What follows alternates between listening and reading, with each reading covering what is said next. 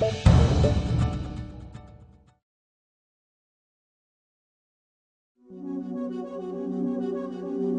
latest paper in Nature, there's 4 of us as authors. There's myself, Yanis Bitsakis. He's been responsible for deciphering the inscriptions on the mechanism, and he has made a major contribution. John Steele, expert on ancient astronomy, and Alexander Jones, very distinguished historian of ancient astronomy. I heard of the research and I was invited to the conference in Athens where the new results were presented publicly. And they were quite dazzling, really. Not only was there a clear consensus of how the gearwork in the mechanism worked for the first time, but also there was the new evidence of a lot of new text inscribed on the surfaces, inside fragments, on the outside surfaces of fragments.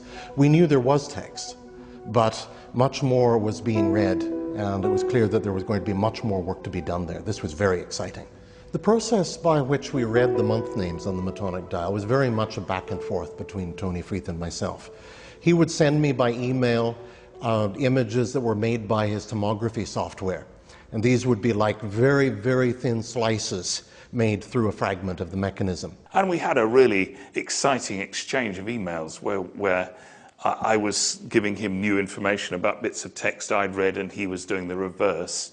And I, being completely ignorant of ancient Greek astronomy, couldn't interpret this, but Alex was the ideal person to actually interpret and understand what we were reading. The names of the months on the mechanism are very valuable for us because they identify possible places where the mechanism might have been manufactured, possibly where the mechanism was meant to be used, possibly both. We can't be sure. Now, this is a great surprise for us. All expectations were that the mechanism would have come from someplace in the eastern Mediterranean, perhaps the island of Rhodes. That has been the most popular candidate. What we found was that the calendar is characteristic of places that are always in the western part of Greece, up in the northwest of Greece, or the island of Sicily. One of the possible places that had the same calendar that the mechanism had on the Metonic dial was Syracuse. Syracuse was a great city of the Greek world. It was also the hometown of one of the greatest of ancient mathematicians and scientists, Archimedes. There is a quote from Cicero in the classical literature which describes a mechanism that was made by Archimedes that sounds very similar to the Antikythera mechanism. So it's very tempting for us to link the mechanism with Archimedes. But Archimedes was killed at the siege of Syracuse in 212 BC. We think the earliest this mechanism could be is 140 BC. So we don't think Archimedes made the mechanism. But there is a possibility, if it came from Syracuse, that it was made as part of a workshop tradition that goes back to the great old man.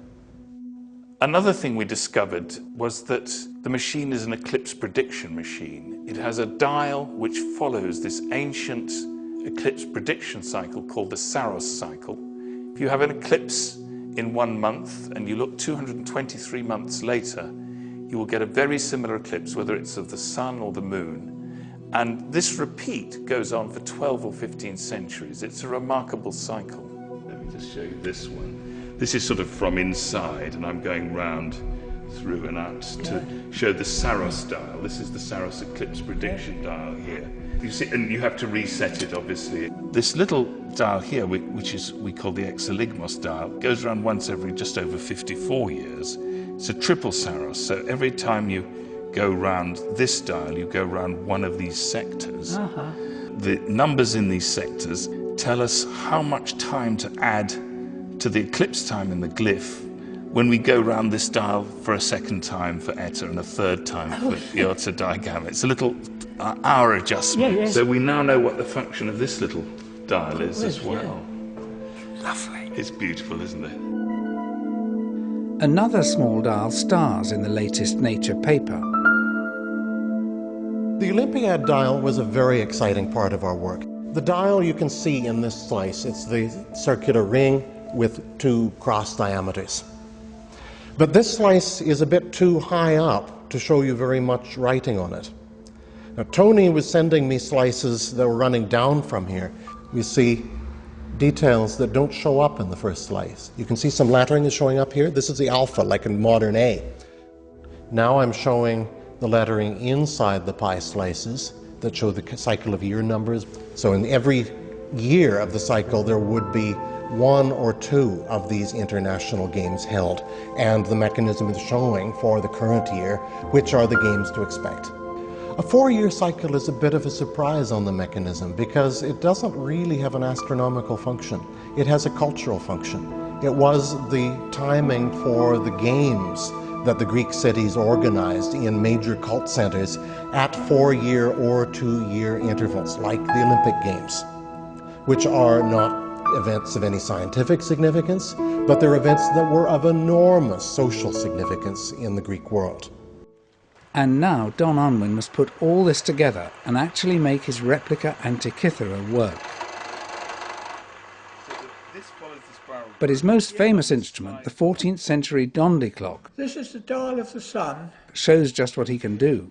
I'm astonished by this, if you think 14th century, and it's the full Ptolemaic system for the planets, isn't it? Yes, yes. See, when I see this, I see the development of the Antikythera technology. You do, don't It's you? all there at its birth in the Antikythera That's right, mechanism. yeah. And then you see this extraordinary evolution into the Ptolemaic system. Yeah. What we have now is a mechanism which is, as Price said, a mechanical calculating machine. It calculates cycles of the solar system. And it does it in a beautiful and brilliant way. Price's model was a complicated model doing simple things. We have a complicated model doing complicated and extremely sophisticated things in a design which is pure genius. It is fully at the top level of what we know that ancient Greek science could do and ancient mechanical technology could do. I sit for days looking at these x-rays and I find these tiny little clues about how it works and what it did. And I'm still astonished by it.